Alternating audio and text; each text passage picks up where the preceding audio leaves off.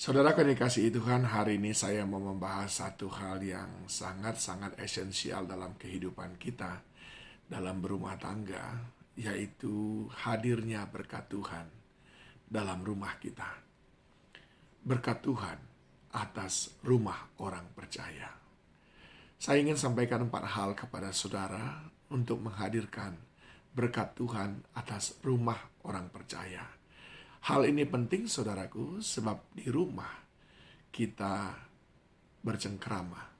Di rumah kita berinteraksi satu dengan yang lain. Di rumah kita merencanakan apa yang akan kita lakukan. Di rumah pula kita mendoakan apa yang kita harapkan Tuhan kerjakan dalam hidup kita.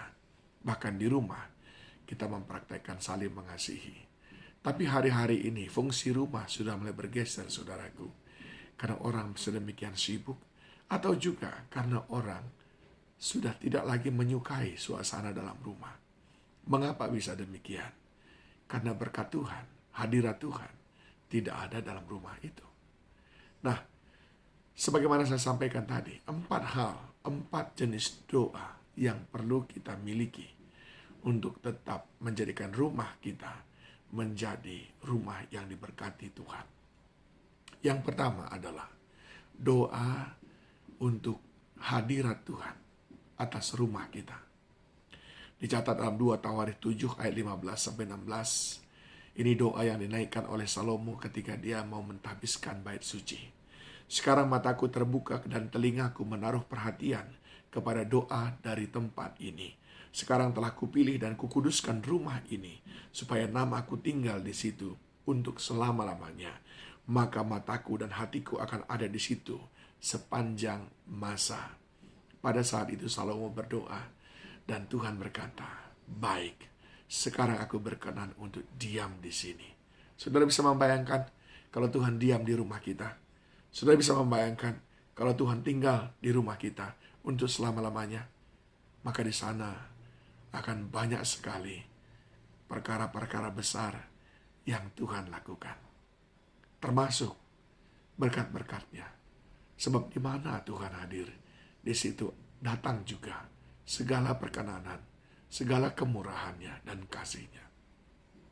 Adakah saudara berdoa supaya Tuhan hadir di rumah saudara masing-masing? Sering sekali kita terlalu sibuk berdoa karena terlalu banyak daftar permintaan, tanpa menyadari Tuhan belum hadir di rumah kita. Hadirkan Tuhan. Mohonkan Dia supaya berkenan hadir di keluarga kita. Yang kedua, saudaraku, doa untuk memohonkan perlindungan. Bukankah kekacauan-kekacauan, kesalahmengertian, konflik yang tidak berujung pangkal selalu terjadi? Dan itu disebabkan oleh keadaan di rumah yang tidak baik. Maka kita perlu berdoa untuk memohonkan perlindungan, supaya semua orang dalam rumah itu dilindungi, diberikan hati yang sabar, dilindungi, tidak menjadi orang yang egois. Doanya dicatat dalam Bilangan 6 ayat 24-26, dikatakan, Tuhan memberkati engkau dan melindungi engkau. Tuhan menyinari engkau dengan wajahnya dan memberi engkau kasih karunia. Tuhan menghadapkan wajahnya kepadamu dan memberi engkau damai sejahtera. Mohonkan perlindungan Tuhan atas pribadi demi pribadi yang ada di rumah itu. Maka pribadi demi pribadi itu akan memiliki karakter yang menyenangkan satu dengan yang lain. Di saat itulah hadir kasih Tuhan yang dipraktekkan oleh satu orang dengan yang lainnya. Di saat itulah hadir damai sejahtera Tuhan yang dibawa oleh satu orang dengan yang lainnya. Karena masing-masing orang menjadi orang yang suka berdamai, pribadi yang sangat mudah untuk diajak bekerja sama. Dan yang ketiga, saudaraku, ketika kita sudah mendapatkan perlindungan, maka yang terjadi adalah kedamaian dalam rumah tangga. Nah, doa yang ketiga adalah kita memohon supaya Tuhan melimpahkan damai atas rumah tangga. Lukas 10 ayat 5 berkata, kalau kamu memasuki suatu rumah, katakanlah lebih dahulu, damai sejahtera bagi rumah ini.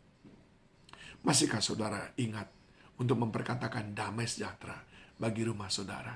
Masihkah saudara bertekun di dalam doa, meminta setiap pagi, Tuhan, damai sejahtera di rumah ini. Tuhan, ada damai sejahtera di rumah ini, ada ketenangan di rumah ini. Sangat diperlukan, saudaraku. Sebab Tuhan memberi apa yang diminta. Kepada mereka yang mengetuk, pintu dibukakan.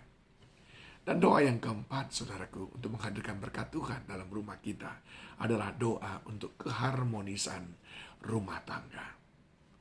1 Petrus 3 ayat yang ke-7. Demikian juga kamu, hai suami, hiduplah bijaksana dengan istrimu. Sebagai kaum yang lebih lemah, hormatilah mereka sebagai teman pewaris dari kasih karunia, yaitu kehidupan, supaya doamu jangan terhalang. Doa yang terhalang itu membuat suasana menjadi tidak baik. Supaya doa jangan terhalang, mari pelihara keharmonisan dalam rumah tangga, hubungan suami istri, anak dengan orang tua. Hubungan suami istri secara khusus dikatakan, belajarlah kita hidup bijaksana. Belajarlah kita saling menghormati satu dengan yang lain. Maka dengan demikian akan terjadi keharmonisan. Bukankah di mana ada dua orang bersepakat dalam nama Tuhan dan mereka meminta dengan iman tidak goyah, maka Tuhan akan memberikan apa saja yang diinginkan oleh hati mereka. Rindukah saudara, rumah saudara, rumah tangga saudara, keluarga saudara adalah keluarga yang diberkati Tuhan? 1. Doa untuk Tuhan hadir dan berdiam di dalam rumah saudara. 2. Doa untuk perlindungannya, pribadi lepas pribadi, Tuhan yang membebat hati kita. 3. Doa untuk kedamaian dalam rumah kita, dalam keluarga kita. Dan yang keempat, doa untuk Tuhan terus berikan kita kemampuan menjaga keharmonisan dalam rumah tangga. Menjaga situasi yang kondusif, yang penuh dengan peace di tengah-tengah keluarga. Doa saya, keluarga kita semuanya adalah keluarga yang mengalami kebaikan dan berkat-berkat Tuhan. Tuhan Yesus memberkati.